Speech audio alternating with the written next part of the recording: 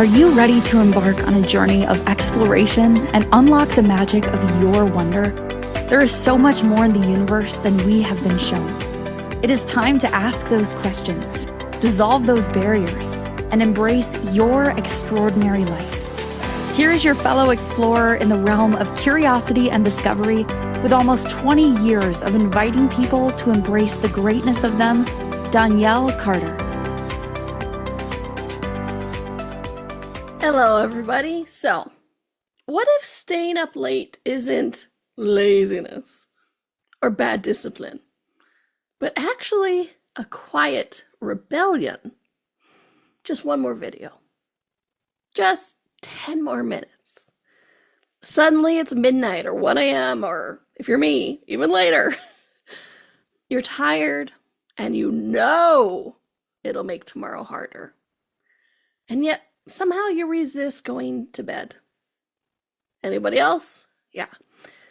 It's a rebellion against a day that didn't feel like it belonged to you.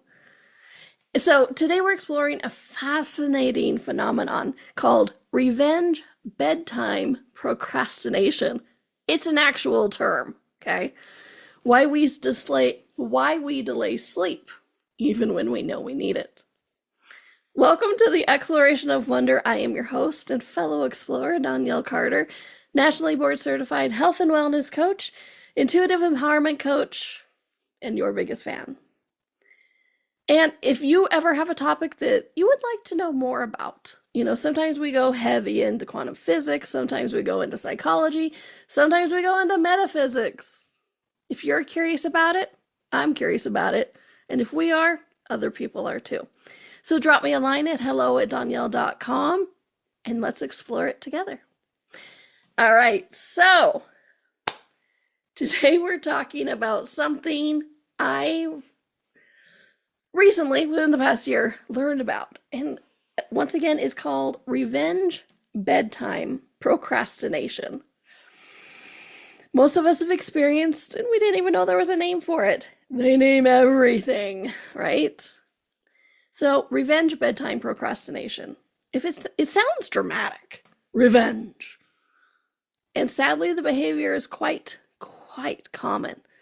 It's when we stay up late, even when we're exhausted, because it feels like it's the only time that belongs to us. Let me say that sentence again. We're going to unpack it throughout this next show. But let me say it again. Really listen. Revenge bedtime procrastination is when we stay up late, even when we're tired, or even when we know we have something we have to do the next morning, because it feels like it's the only time that belongs to us. We try to get me time in then, and our bodies and our lives pay the price. Okay, so this concept originally became widely discussed in China, where people describe the behavior of delaying sleep to reclaim personal time. All right, even when they knew they needed rest. And the word revenge here doesn't mean anger towards somebody else, because really you're just taking revenge on some unseen force and you're paying the price.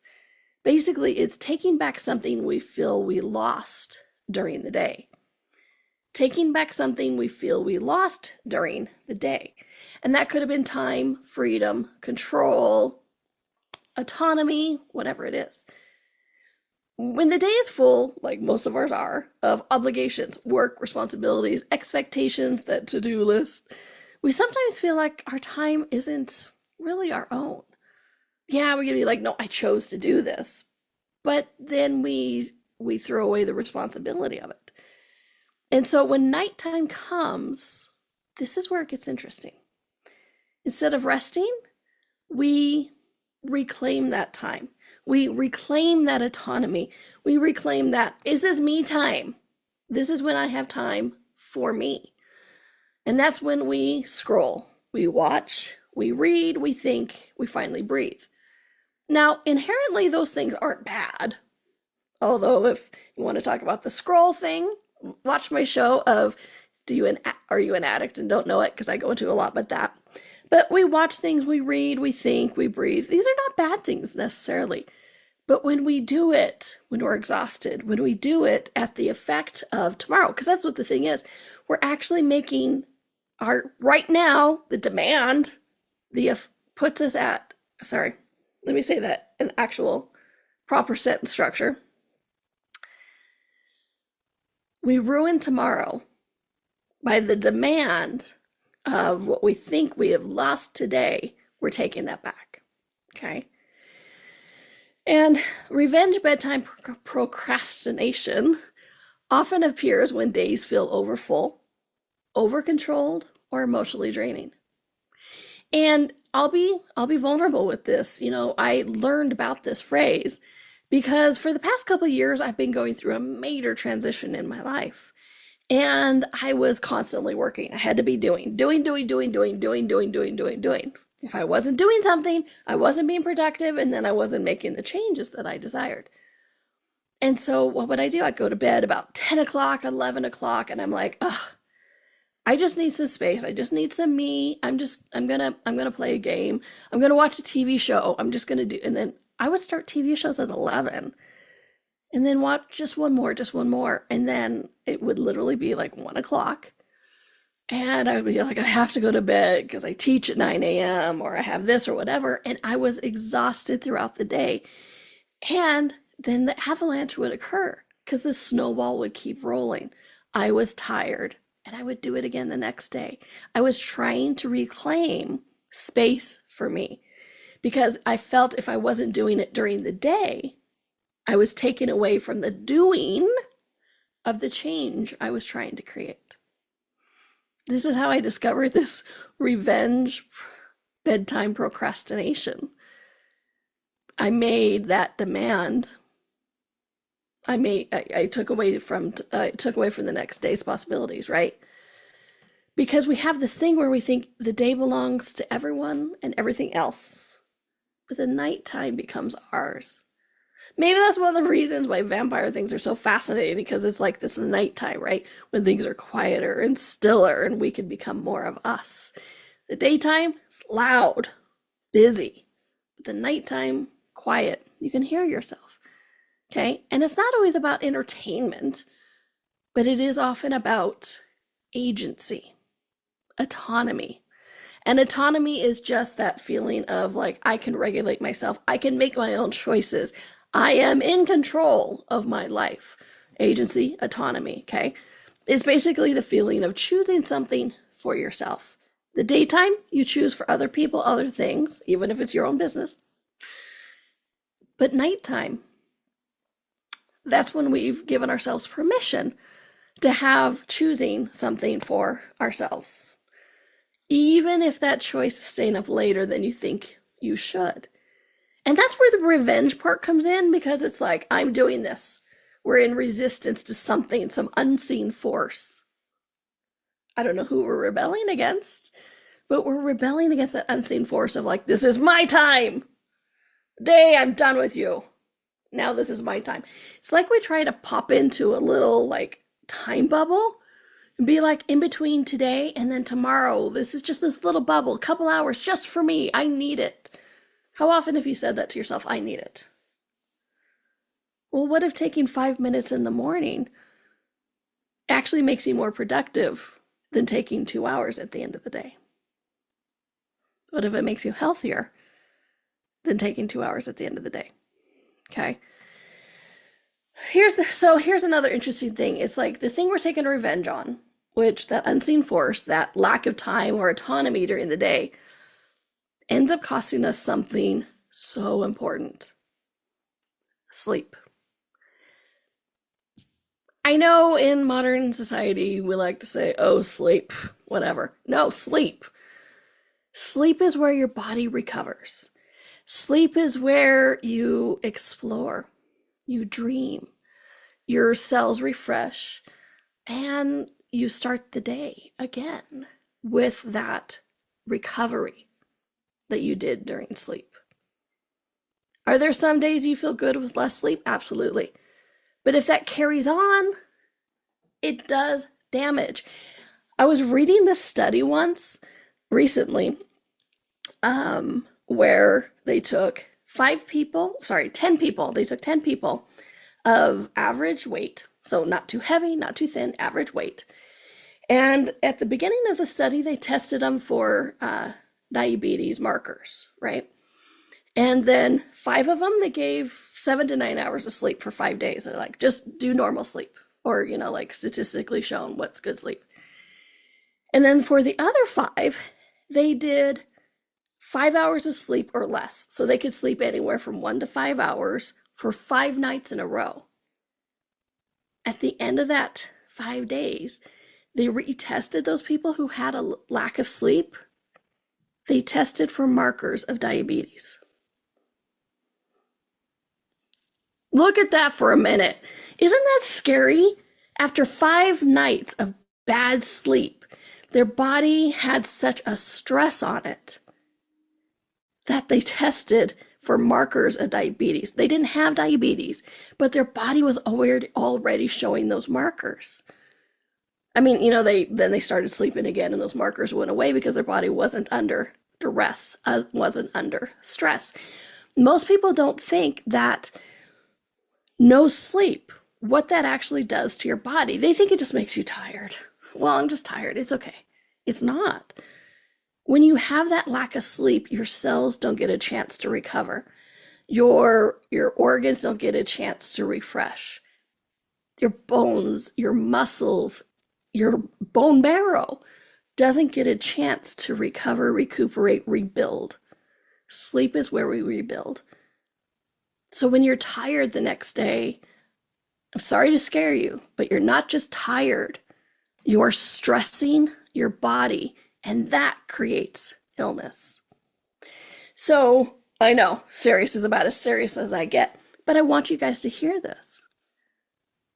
Lack of sleep isn't just tired. It's creating illness. Okay? So this revenge bedtime procrastination isn't just about, oh, well, I got less sleep. It's no big deal. It is. Your body needs it. Like I said, there are some nights you sleep less. It's great. Not a big deal. But for long term, it's not good for your body. Plain and simple. Okay? Because sleep affects emotional regulation. So not just physical. Emotional regulation. Anybody else ever get crabby when they have had little sleep? Me. I'll raise that. All of you raise your hand. I know it. You have. It affects your mood, your energy, your focus, your immune system, and your memory. A lot of people don't really put together sleep with the mind or the brain in the way it works, but it does. It affects your memory as well. So when we repeatedly sacrifice sleep, the next day becomes harder. And ironically, which makes the cycle more likely to continue. Because if the day feels harder, how much more do we go, I deserve this because today was so hard? Oh my gosh. Well, let's get some sleep, my friends. Not right now, finish the show. There's only like 15 minutes left. You can do it. You can do it. So here's the interesting. So it's the hidden emotional layer. There's also an emotional component to revenge bedtime procrastination. Because sometimes we stay up because the day never gave us a moment to pause. Maybe you spent the entire day responding, solving, supporting, working, thinking. And then nighttime arrives and your mind may still be active. How many of us say, well, I had a hard time getting to sleep because I couldn't turn my mind off?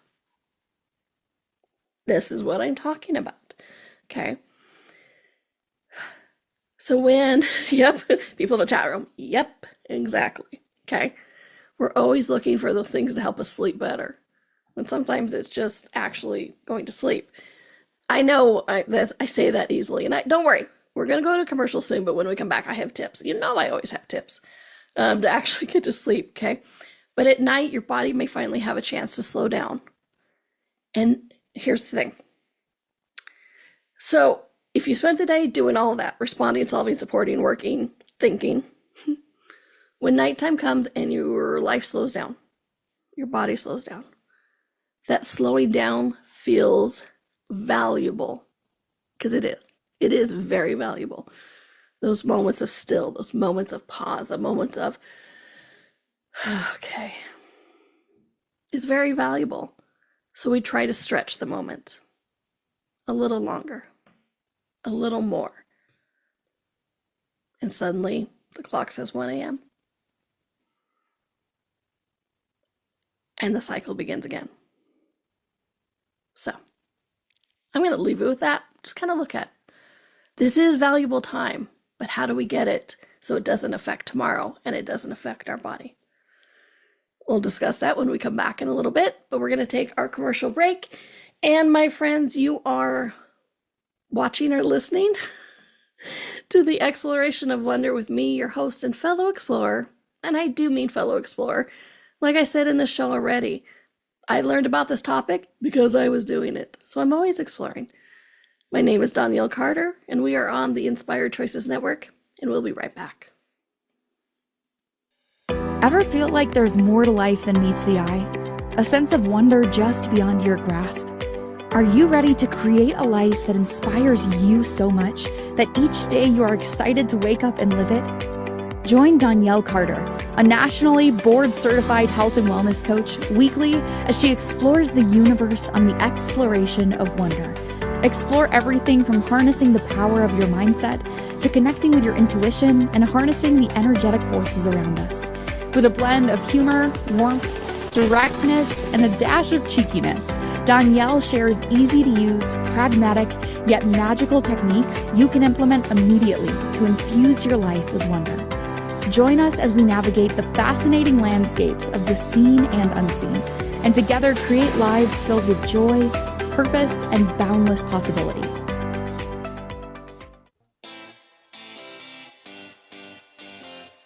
Are you a subject matter expert?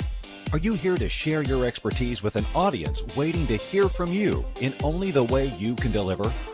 Are you ready to have your voice amplified across the airwaves? Inspired Choices Network has a global radio platform streaming to millions of people across the world. Professionally produced and supported by an accomplished team every step of the way, you can broadcast from anywhere in the world, knowing your voice matters, and we ensure it is delivered with ease and efficiency.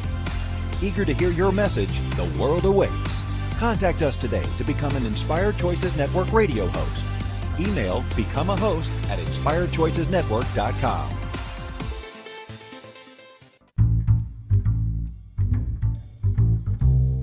How wonderful would it be to carry your favorite Inspired Choices Network host with you throughout your day?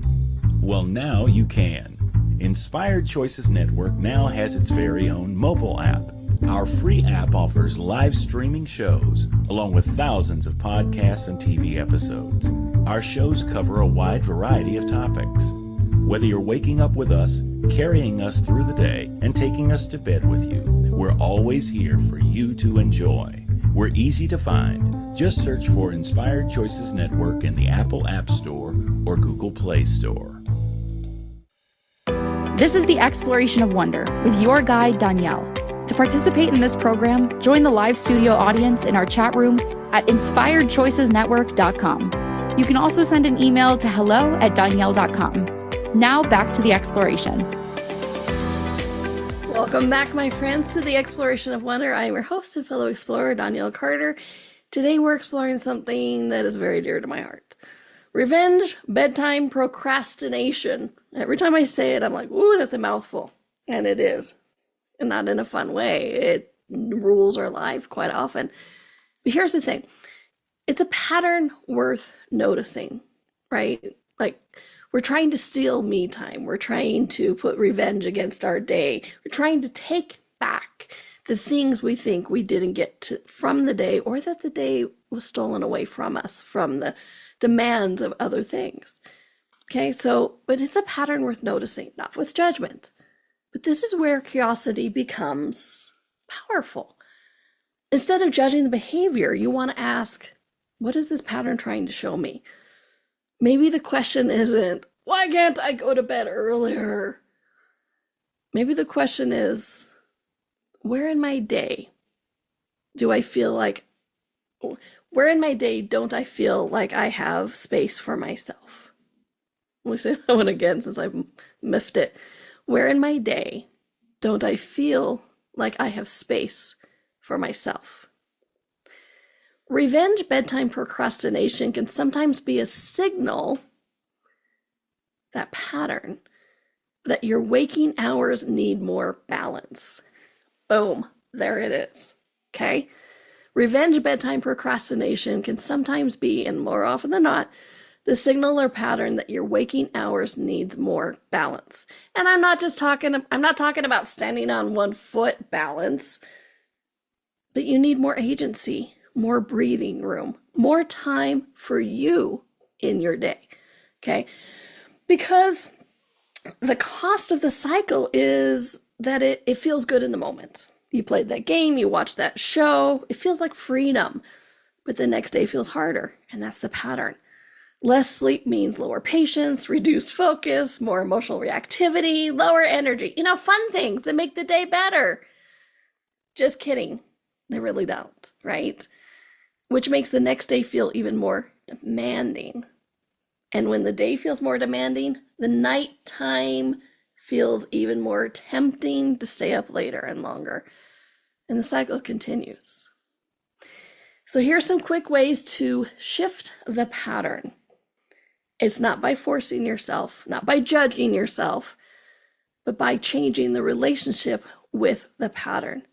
When you ask questions like, what do I feel like I'm missing during the day that I have to steal it away at night? You'll begin to notice. So here's some quick tips. Tip number 1, create small moments of personal time during the day. Sometimes delayed bedtime procrastination is simply delayed autonomy, which I've said that word a lot. And autonomy is just the ability to govern yourself, make your own free and informed decisions, and act independently without being controlled by others or external forces. Sounds like a to-do list, doesn't it? Or a boss, even if you're your own boss like me. So it's a delayed autonomy. So if your day includes small moments that belong to you, 5 minutes of a walk, 5 minutes of quiet, a moment to breathe, the urge to reclaim the night softens. If you feel like you were in your day, you have more of you in the day. You don't need to demand more of you at night because you're already there. Okay, so create small moments of personal time during the day.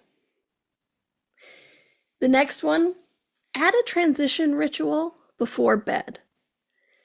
Instead of moving from constant stimulation directly into sleep, anybody else ever do that? It's like, go, go, go, go, go, right? Just out like a robot. We're not robots. We don't have a switch. So instead, create a simple signal for you and your body that the day is ending. I always find that if somebody in the chat room said, nope, can't do that. Well, I do it shockingly well. But I am not a robot, I swear.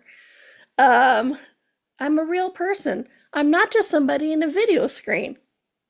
Sorry, that was a joke in my head. Anyways, what I find interesting is, anybody ever raised children, know children, or seen children in a movie? Yeah, all of us. And they show them like, okay, guys, kids, it's time to go to bed. Let's do it. Take a bath, brush your teeth, read a book. What is that? That's a nighttime ritual. You are training children and training their bodies that it's time to end the day, wind down, and go to sleep. Where does it say that we have to stop doing that as an adult? Why is that nighttime ritual gone as an adult? And in that gone as an adult, it's more than just, well, I brush my teeth and wash my face. That's just one step. It really should be more than that. What is your transition nighttime ritual? Don't have one? Great, let's create one. You could dim the lights, you could do some stretching, read a few pages of the book, slow breathing, meditation, journaling. Some people like meditation. It's interesting, lately I've been doing something called bilateral stimulation. I know it has the word stimulation in there, and I thought it would annoy the crap out of me, but it really helps reset my nervous system. So I've been doing just like 10 minutes of that. And it's really helped part of that nighttime ritual of like, Nice. Okay. Relax. Reset the nervous system. And then I don't feel that need anymore for staying up late, that revenge bedtime procrastination, because I'm calm. I'm present. Because we often use that time at the end also to be present in our lives or escape from our lives, really. Okay? So a nighttime ritual helps your nervous system move from activity to rest. What would be fun for you? What would be fun for you to help bridge that daytime activity to nighttime? And remember how I said earlier, like a lot of people I hear, well, I just can't turn my brain off at night. This helps with that. Okay? Please, if you ever said, well, I can't turn off my brain at night. I lay down and I just keep thinking. Create a bedtime ritual. At least 20 minutes long, if not longer. 20 to 30 minutes is, from what I've read, is ideal. Allow your brain, your body, your universe to accept and go into that slow time. Oh, we're slowing down. Okay. Because if you think about it, just look at the energy now as I'm talking about it. You can feel like daytime activity, nighttime ritual. Then you actually go to sleep in a more relaxed state instead of trying to sleep in an agitated state, which keeps your brain active and your mind active, okay? And then another one is ask a different question at night. Instead of, why can't I go to bed? Go, what do I feel like I didn't get today? Okay. Why can't I go to bed puts you in a loop. What do I feel like I didn't get today gives you awareness. Okay. Often the answer is quiet, freedom, rest, personal time. And sometimes recognizing the need is the beginning of meeting it in healthier ways, so you can actually incorporate it into your day. Okay. And tip number 4, which I know nobody else is going to do, lower the pressure to be perfect. I know, Donnielle, but I have to be perfect. No, you don't. There is no such thing as perfect. Maybe I should do a show on that, shattering the lie of perfect, because it is a lie. There is no perfect. Okay? So instead of perfection, aim for awareness and gradual shifts. Even going to bed 15 minutes earlier can change the rhythm of your sleep over time. 15 minutes can help you. So what if revenge, bedtime, and procrastination isn't a failure of discipline? Isn't a frustration? What if it's just simply information? Information that somewhere in your life you might be craving more space, more autonomy, and more choice. And when we notice the signal instead of fighting it, we can begin adjusting the system and then for adjusting the signal.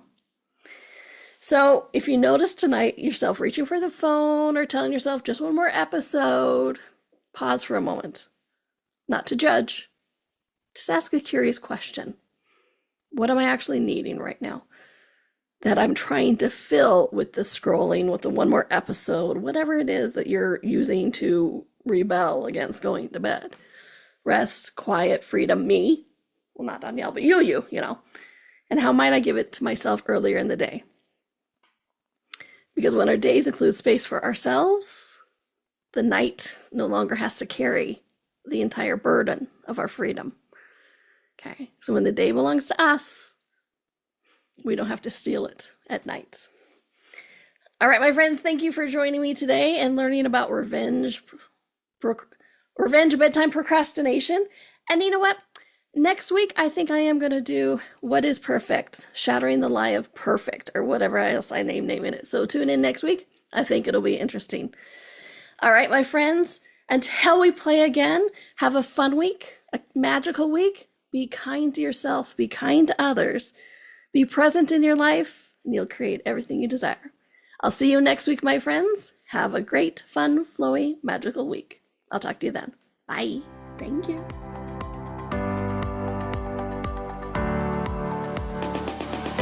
Thank you for exploring with us today. Donnielle returns Monday at 4 p.m. Eastern, 3 p.m. Central, 2 p.m. Mountain, 1 p.m. Pacific. Until then, be curious, be wonder, and explore the magical universe around you.